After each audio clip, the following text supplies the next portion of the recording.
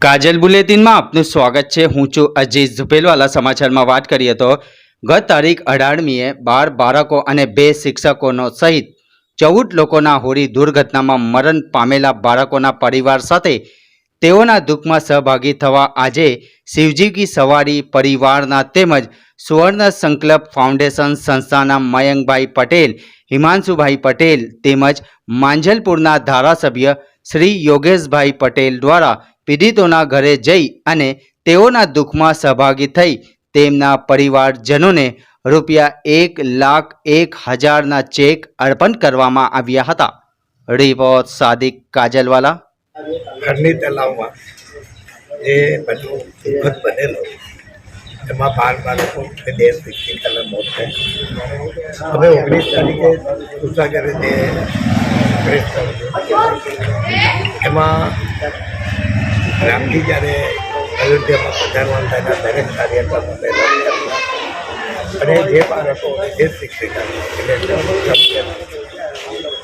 મૃત્યુ પામેલા એ લોકોને 1,01,000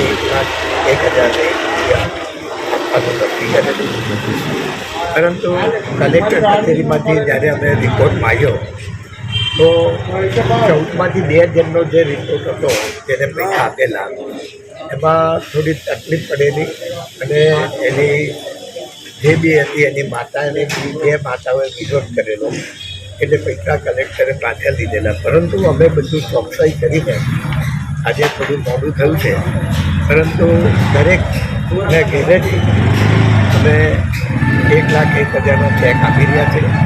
આવતીકાલે બધાને જણાવી દે કે તમને ચેક મળે એટલે આવતીકાલે બેંકમાં જમા કરાવી દેજો। અને ખાસ કરીને આમાં જે ગુનેગારો છે એને તમે એ દિવસે જ જાહેરાત કરેલી કે ગુનેગારોને છોડવામાં નહીં આવે।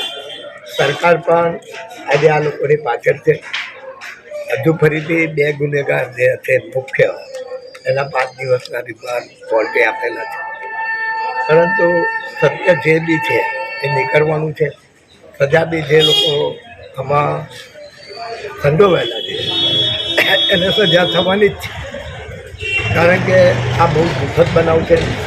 નાના બાળકો આજે અમે પૈસા સરકાર આપશે કે અમે આપીશું, પરંતુ બાળકો પાછા નથી આવતા। આ બહુ દુઃખદ ઘટનાને મેં બહુ ગંભીરતાથી લીધી છે અને બધાને મેં સરકારને અને વડોદરા શહેરની જનતાને મેં પ્રોમિસ આપી છે કે ગુનેગારને નહીં છોડવા। इस वीडियो को लाइक करें, हमारे चैनल को सब्सक्राइब कर बेल आइकन जरूर प्रेस करें